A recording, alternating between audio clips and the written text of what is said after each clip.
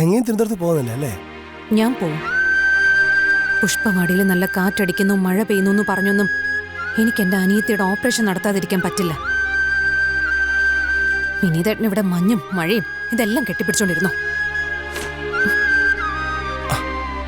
അല്ല അല്ല അതെ ഗംഗ, ഞാനും വരാൻ തിരുവനന്തപുരത്തേക്ക്. അതിനിപ്പോ നിങ്ങളുടെ ഓപ്പറേഷൻ നടത്തുന്ന ആര് പറഞ്ഞു? ഇതാണ് പ്രശ്നം. ഒന്ന് പറഞ്ഞ് രണ്ടാമത്തേനും പിണങ്ങിക്കളയും.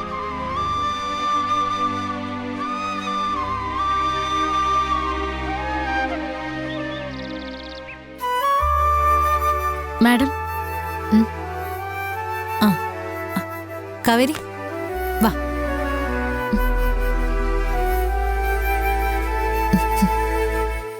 എന്താ മാഡം വിളിപ്പിച്ചേ? കാവേരിക്ക് ഒരു സർപ്രൈസ് തരാനായിരുന്നു. പക്ഷേ കാവേരിയുടെ മുഖം കണ്ടിട്ടെ എനിക്കൊന്നും തോന്നുന്നില്ല. ഇങ്ങനെ ചൊടിയും ചൊണയും ഇല്ലാത്ത ഒരാൾക്ക് ഞാനെങ്ങനെയാ സർപ്രൈസ് തരുന്നത്? എന്റെ എല്ലാ ശ്രമങ്ങളും പാഴായി പോയില്ല മാഡം. ജയപാലിനെ പോലൊരു ഫ്രോഡിനോട് പൊരുതി ജയിക്കാൻ എനിക്ക് പറ്റില്ല എന്ന് അമ്മയടക്കമുള്ളവർ എനിക്ക് മുന്നറിയിപ്പ് നൽകിയിട്ടുള്ളതാ. നേരായ വഴിയില്ല അച്ഛൻ എന്നെ വളർത്തിയത്. ചതിയും വഞ്ചനയൊന്നും ശീലിച്ചിട്ടില്ല. അതുകൊണ്ട് ഞാൻ തോറ്റുപോയി മാഡം. എന്റെ നിലയുടെ ഓപ്പറേഷന് വേണ്ടി പോലും ഇപ്പോൾ ആർക്കെങ്കിലും മുന്നിൽ കൈ നീട്ടേണ്ട അവസ്ഥയാ. അങ്ങനെ നിരാശപ്പെടാതടോ. എല്ലാ പ്രതീക്ഷകളും അസ്തമിച്ച് കഴിയുമ്പോ എന്തെങ്കിലുമൊക്കെ പൊട്ടും പൊടിയൊക്കെ അവശേഷിക്കില്ലേ? എന്ത് പൊട്ടും പൊടിയും മാഡം? ദാ ഇതുപോലെ ചിലത്. എന്താ ഇത് മാഡം? തുറന്നു നോക്ക്.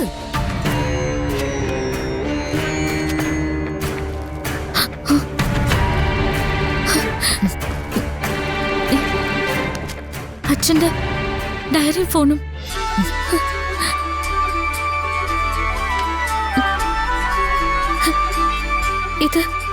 ഇത് എങ്ങനെയാ മാഡം? പറയാം. ഇത് എവിടെ വെച്ചാ മിസ്സായതെന്ന് ഓർമ്മിച്ചെടുക്കാൻ പറ്റുന്നുണ്ടോ?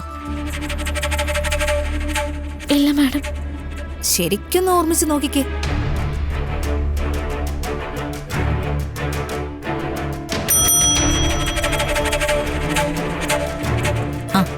മാഡം, അവനെ ഇങ്ങ് കൊണ്ടുവാ. ശരി മാഡം.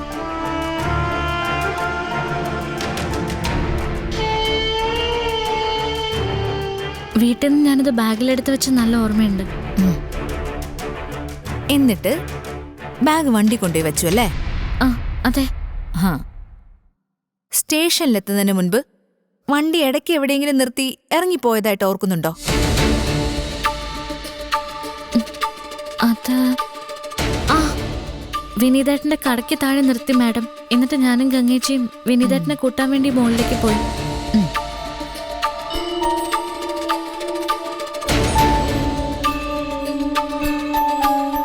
ഇവനെ കണ്ടതായിട്ട് ഓർമ്മയുണ്ടോ?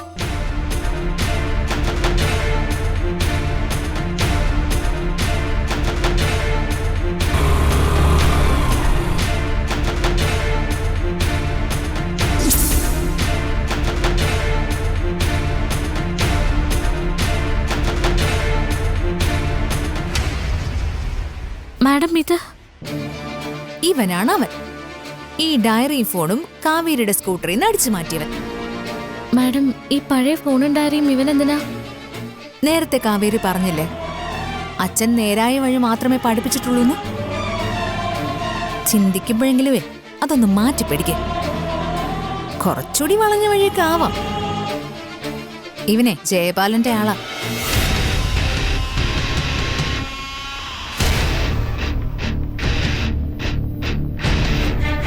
മാഡം, ജയപാലിനെയും കൂടി പിടിച്ചകത്തിടാൻ ഈ തെളിവ് പോരെ? ഇവനെയും കൊണ്ടുവയ്ക്കോ. ശരി മാഡം. ഒരു കാര്യമില്ലടോ, ഇതൊന്നും ജയപാലിനെതിരെയുള്ള തെളിവേ അല്ല.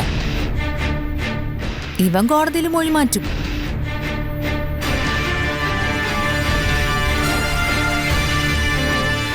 ജയപാലൻ ആ വലയം മുറിക്കും. ആ മാന്യ അദ്ദേഹത്തിനെതിരെ കള്ളക്കേസ് ചുമത്തിയതിന് കോടതി വക പണിഷ്മെന്റും എനിക്ക് കിട്ടാൻ സാധ്യതയുണ്ട്. ഈ ഡയറിയും മൊബൈലും മാത്രം എടുക്കാനാ ജയപാലിനെ ഇവനെ ഏൽപ്പിച്ചിരുന്നത്. പക്ഷെ അതിനുശേഷം ബോണസായി ഇവൻ ബസ് സ്റ്റോപ്പിൽ നിന്ന ഒരു സ്ത്രീയുടെ മാല കൂടി അങ്ങ് പൊട്ടിച്ചു. നാട്ടുകാര് കൈയോടെ പിടികൂടി പോലീസിലേൽപ്പിച്ചു. അതുകൊണ്ട് ഫോണും ഡയറിയും ജയപാലിന് കൈമാറാനുള്ള സാവകാശം ഇവന് കിട്ടിയില്ല. Thanks madam. പക്ഷേ ഇതുകൊണ്ടൊക്കെ ഇനി എന്ത് ചെയ്യാൻ പറ്റുമെന്ന് നമുക്ക് ആലോചിക്കാം. ബാങ്ക് മാനേജർ ജേക്കബും ശിവരാമേട്ടനൊക്കെ തെളിവ് തരാൻ തയ്യാറായിരുന്നു മാഡം. പക്ഷേ എനിക്കറിയാം കാവേരി, ജയപാലൻ വില്ലനാണെന്ന് മനസ്സിലായിരുന്നു. പക്ഷെ ഇത്ര വലിയ വില്ലനാണെന്നൊന്നും കരുതിയില്ല. ഇനി എന്ത് ചെയ്യാൻ പറ്റും മാഡം?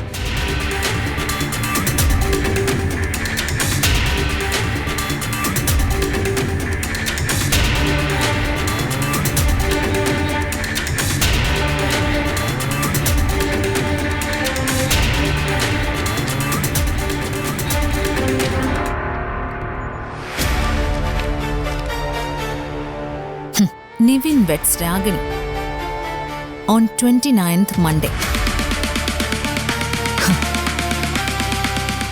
ജയപാലൻ കല്യാണത്തിന് ക്ഷണിച്ചിട്ടുണ്ട്. നമുക്ക് ആ കല്യാണമൊന്നും ഉണ്ണണ്ടേ കാവേരി?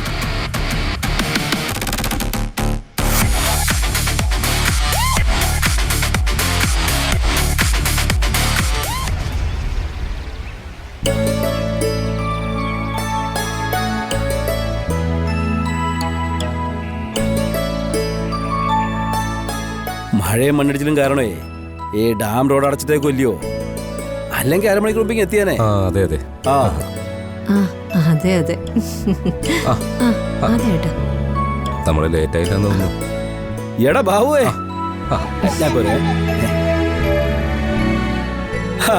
വാ വാ, നല്ല ആളാ. ഒരാഴ്ച മുമ്പ് വരാന്ന് പറഞ്ഞില്ലേ? ഓഫീസിൽ ഇൻസ്പെക്ഷൻ ആയിരുന്നു ജയപാല. ആ ശരി ശരി ശരി. പ്രവീണ, ആരാ വന്നേക്കുന്നത് നോക്ക്. വരുന്നു. ഇപ്പൊ വരാവേ. ശരി ശരി. അല്ല, യാത്ര സുഖമായിരുന്നില്ലേ?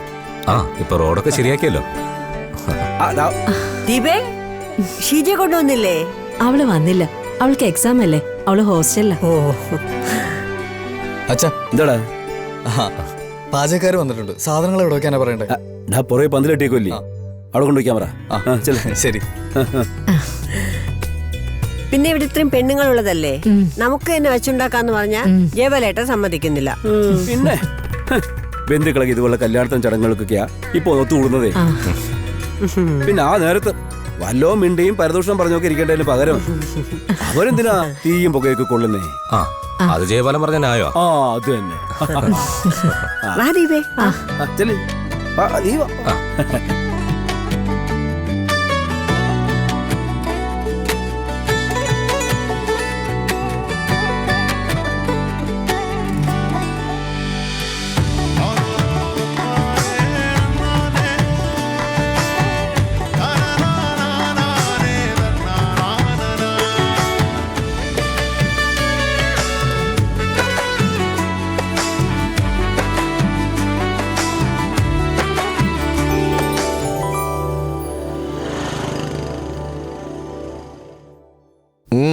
നീ ഇത് നിർത്തിയേ.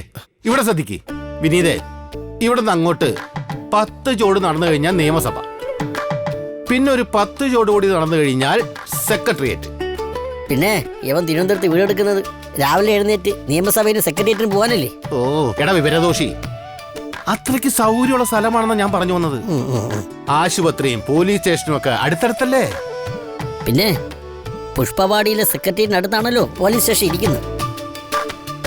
എടാ, നീ തയ്ക്കുന്ന നൂലിന്റെ അത്ര വിലയുള്ളൊരു സാധനം നിന്റെ തലക്കകത്ത് ഉണ്ടായിരുന്നെങ്കിൽ എത്ര നന്നായനെ. അത് പോട്ടെ ബേബി ചേട്ടാ, സലിമയ്ക്ക് തിരുവനന്തപുരത്തെ പറ്റി എന്തറിയാം? വാടക എത്രയാ പറഞ്ഞത്? 10,000 രൂപ. ദേ, 1 മാസത്തെ കാശേ അഡ്വാൻസ് ആയിട്ട് കൊടുക്കുമെന്ന് അയാള് പറഞ്ഞേക്കണേ. അഡ്വാൻസ് ആയിട്ടാ? എടാ, അതല്ലേ ഞാൻ നിന്നോട് 10,000 രൂപ എടുത്ത് വെക്കാൻ പറഞ്ഞത്. അതൊക്കെ എടുത്ത് വെച്ചിട്ടുണ്ട്. ആ നിങ്ങൾ എവിടെ പോന്ന്? ഞാൻ ഒരു ചായ കുടിച്ചിട്ട് വരാം. അവൻ പോണേ പോട്ടേന്നേ. നീ ആ കാശ് തന്നേ. ഞാനതേ ചെന്ന് അവരുടെ അക്കൗണ്ടിലേക്ക് ഇട്ട് കൊടുത്തിട്ട് വരാം. ആ പിന്നെ നാളെ ചെല്ലുന്ന അവരോട് പറഞ്ഞിട്ടുണ്ടല്ലോ അല്ലേ? പിന്നെ അതൊക്കെ ഞാൻ പറഞ്ഞിട്ടുണ്ട്.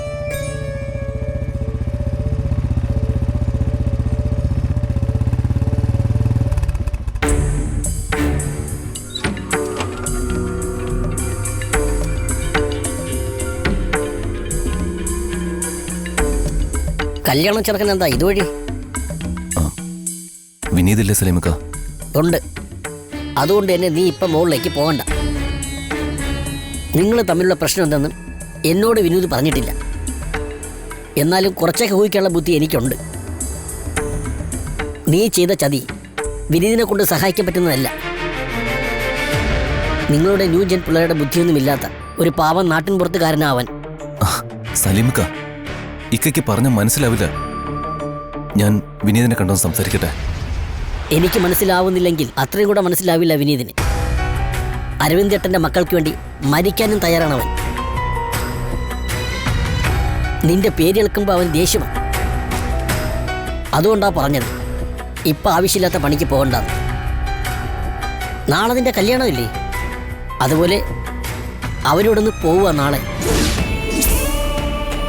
കൂടുതൽ പ്രശ്നമൊന്നും ഉണ്ടാക്കാതെ രണ്ടു കൂട്ടർക്കും പിരിയാം. അല്ല, ആര് പോകുന്നെന്ന്? അരവിന്ദ് ഏട്ടൻ്റെ കുടുംബം മുഴുവൻ. നിളയുടെ ചികിത്സ തിരുവനന്തപുരത്തല്ലേ? അവരെല്ലാം കൂടി അങ്ങോട്ട് താമസം മാറ്റാം. ഇനി ഇങ്ങോട്ട് തിരിച്ചുണ്ടാവില്ലെന്നാ പറയുന്നത്. തിരുവനന്തപുരത്തെ വീടിന് വിനീത് അഡ്വാൻസും കൊടുത്തു.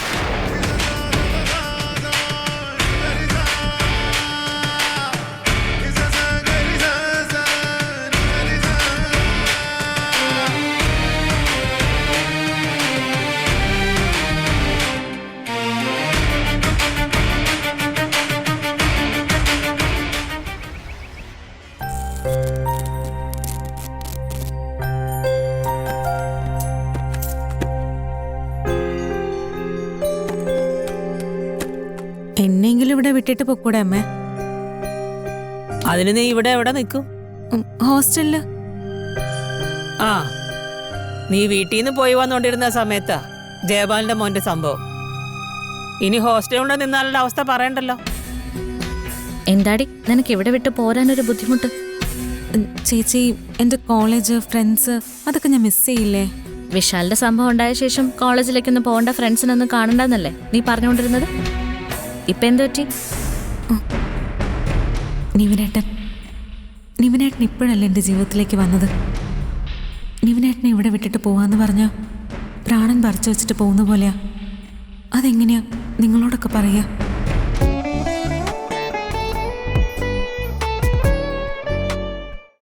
വിശാലിന്റെ സംഭവം ഉണ്ടായ ശേഷം കോളേജിലേക്കൊന്നും പോകേണ്ട, ഫ്രണ്ട്സിനൊന്നും കാണണ്ടെന്നല്ലേ നീ പറഞ്ഞുകൊണ്ടിരുന്നത്?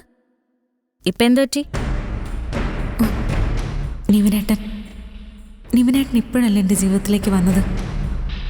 നിവിനേട്ടനെ ഇവിടെ വിട്ടിട്ട് പോവാന്ന് പറഞ്ഞാൽ പ്രാണൻ പറിച്ചു വെച്ചിട്ട് പോകുന്ന പോലെയാ. അതെങ്ങനെയാ നിങ്ങളോടൊക്കെ പറയാ?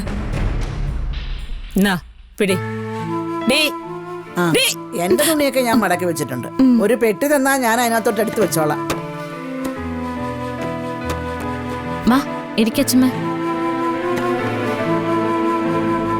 അച്ഛമ്മയുടെ ഡ്രസ്സൊക്കെ ഞങ്ങൾ പാക്ക് ചെയ്തോളാം. ഓ, ഇവിടുന്ന് പോകാൻ അമ്മയ്ക്ക് എനിക്ക് ഏറ്റവും വിഷമമെന്നാ ഞാൻ കരുതിയത്. ഇപ്പൊ അമ്മയ്ക്കാണുള്ള ഉത്സാഹം കൂടുതൽ.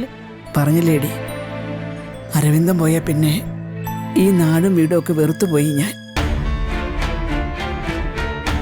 ഇപ്പൊ എങ്ങോട്ടെങ്കിലും രക്ഷപ്പെട്ടു പോയാൽ മതിയെന്നേ ഉള്ളൂ.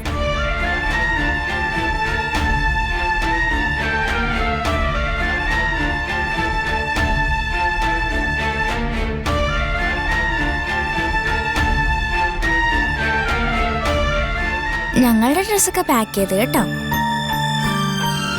വിനീതിന് വിഷമം അല്ലേടി? വിനീതേട്ടന് മാത്രമേ ഇത്തിരി മനസാക്ഷിയും മനുഷ്യപ്പറ്റൊക്കെ ഉള്ളെന്നാ എനിക്ക് തോന്നുന്നത്. നമ്മളൊക്കെ ജനിച്ചു വളർന്ന നാടല്ലേ ഇത്. ഒരു രാത്രി കൊണ്ട് ഇവിടുത്തെ സ്നേഹബന്ധങ്ങളും കടപ്പാടുകളും ഒക്കെ മറന്ന് മറ്റൊരു നാട്ടിലേക്ക് പോവാൻ നിങ്ങൾക്കൊക്കെ എങ്ങനെ മനസ്സ് വന്നു? നിങ്ങളുടെയൊക്കെ മുഖം കണ്ടാലേ സിനിമയ്ക്ക് പോവാൻ തോന്നുമല്ലോ.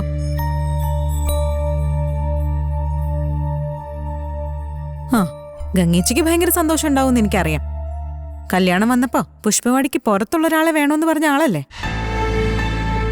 4-5 വർഷം കൂടുമ്പോഴേക്കാ നിങ്ങളച്ഛൻ ഗൾഫിൽ നിന്ന് വന്നുകൊണ്ടിരുന്നത്. മിക്കവാറും വരവിന്റെ വിവരം നേരത്തെ അറിയിച്ചിരിക്കും. 2-3 തവണ അറിയിക്കാതെയും വന്നിട്ടുണ്ട്.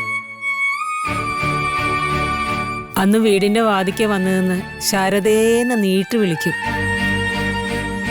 വിളി കേട്ട് ഞാൻ ഓടി ചെല്ലുമ്പോ പെട്ടിയും പിടിച്ച് ചിരിച്ചോണ്ട് നിൽക്കും അരവിന്ദേട്ടൻ. മരുഭൂമിയിൽ മഴ പെയ്യുന്നത് പോലൊരു അനുഭവം അത്.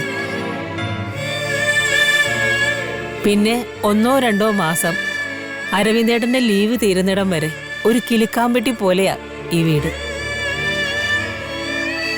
ചിരിയും കളിയും പാട്ടും ബഹളവും ഒക്കെ ആയിട്ട് രാത്രിയെന്നോ പകലെന്നോ ഇല്ലപ്പോ. സ്പീക്കറൊക്കെ വെച്ചുള്ള ആഘോഷം കണ്ടിട്ട് ഇവിടെന്തോ ഉത്സവം നടക്കാണെന്ന് തെറ്റിദ്ധരിച്ചു പോയവര് പോലും ഉണ്ട്. അരവിന്ദേട്ട എന്ത് ബഹള ഇത്? ചെവിക്കാരനെ പൊട്ടിപ്പോകുന്ന പോലെ ഉണ്ടെന്ന് ഞാൻ ഇടയ്ക്കിടയ്ക്ക് പരാതി പറയും. അച്ഛനും മക്കളൊക്കെ അപ്പൊ കേൾക്കാറുണ്ടോ? ആ പരാതിയും പരിഭവമൊക്കെ ഒരുമിച്ച് ഒരു ദിവസം അങ്ങ് അവസാനിക്കും. അരവിന്ദേട്ടൻ ഗൾഫിലേക്ക് തിരിച്ചു പോകുന്ന ദിവസം. പിന്നൊരു മരണവീട് പോലെയായത്. എല്ലാവരുടെ മുഖത്ത് സങ്കടവും. പിന്നെ ആർക്കും ആരോടും മിണ്ടാനോ ചിരിക്കാനോ ഒന്നും ഇഷ്ടമല്ല.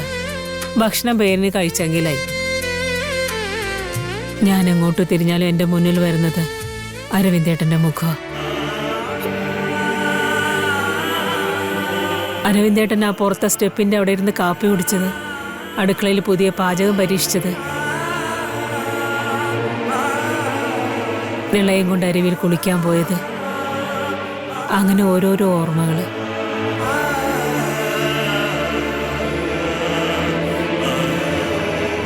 ഈ ഓർമ്മകളുമായി തപസ്സിരിക്കുന്നത് അരവിന്ദേട്ടന്റെ അടുത്ത വരവിനായിട്ടുള്ള കാത്തിരിപ്പിന് വേണ്ടിയാ. നൊമ്പരവും സുഖമൊക്കെയുള്ളൊരു കാത്തിരിപ്പ്. ഇത്തവണ നമ്മളോട് ആരോടും യാത്ര പറയാതെ അരവിന്ദേട്ടൻ പോയത്.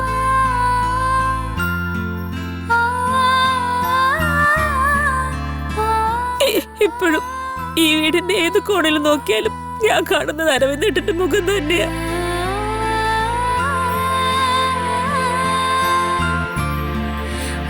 പക്ഷെ ഇനി കാത്തിരിക്കണ്ട, അരവിന്ദേട്ടൻ മടങ്ങി വരില്ല എന്ന് എനിക്കറിയാം. ഈ വീട്ടിൽ നിൽക്കുന്ന ഓരോ നിമിഷവും ആ തിരിച്ചറിവ് എന്നെ കുത്തി നോവിച്ചുകൊണ്ടിരിക്കുക. ഇനി എത്ര കാലമാണെങ്കിലും അത്ര കാലം അത് തുടരുകയും ചെയ്യും.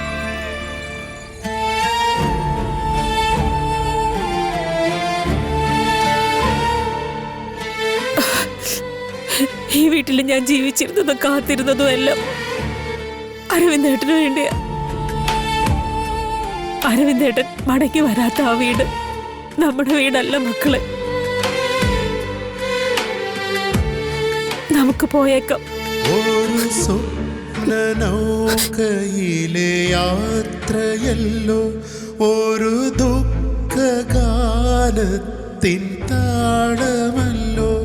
ഒരു സ്വപ്നനൗകയിലെ യാത്രയല്ലോ, ഒരു ദുഃഖഗാനത്തിൻ താളമല്ലോ.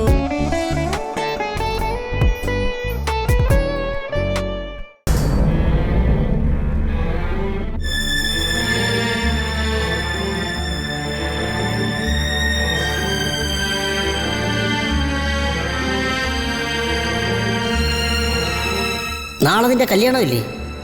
അതുപോലെ അവരോടൊന്ന് പോവുക നാളെ.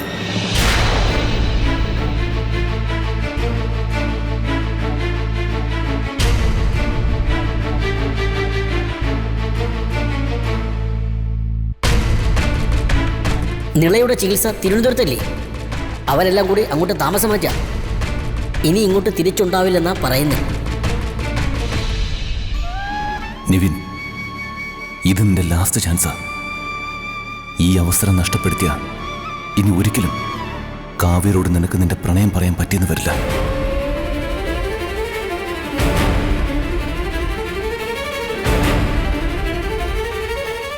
നാളെ കാവേരി ഇവിടം വിട്ട് മറ്റൊരിടത്തേക്ക് പോവാ. ഇപ്പൊ ഒരു ധൈര്യം കാട്ടിയില്ലെങ്കിൽ ഇതുവരെ നീ ജീവിതത്തിൽ ഏറ്റവും കൂടുതൽ ആഗ്രഹിച്ചത് നിനക്ക് നഷ്ടമാവും. കാവേരി ഇല്ലാതെ ഇനി നിനക്കൊരു ജീവിതം സങ്കല്പിക്കാൻ പറ്റുമോ നിവിൻ? ഒരിക്കലുമില്ല. നീ തകർന്നു പോകും. എന്തെങ്കിലും ചെയ്യുന്നുണ്ടെങ്കിൽ ഇപ്പൊ ചെയ്യണം നീ. ഇല്ലെങ്കിൽ ജീവിതകാലം മുഴുവൻ അത് ആലോചിച്ച് പശ്ചാത്തപിക്കേണ്ടി വരും നിനക്ക്.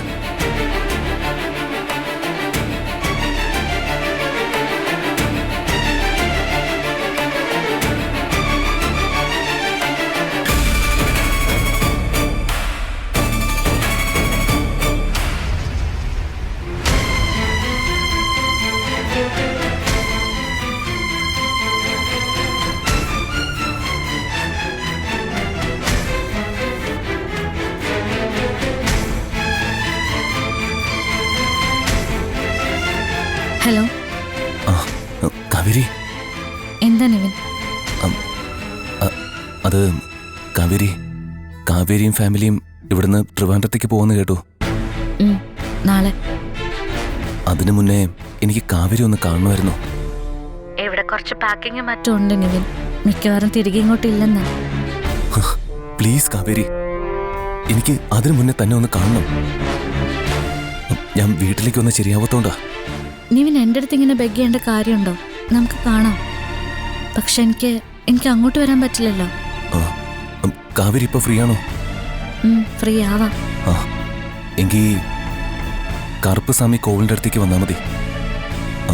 ഞാനിപ്പോ ഇറങ്ങാം. ശരി, വരാം.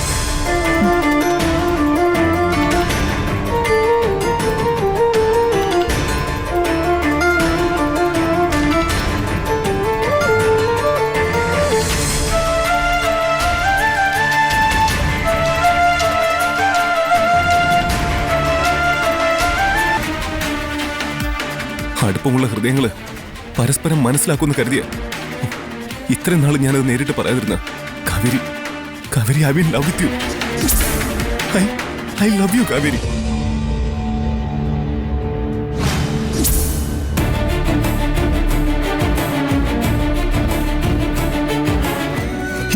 ഇപ്പോ ഈ നിമിഷം ഞാൻ ചോദിക്കാം, yes or no? Yes Nivin.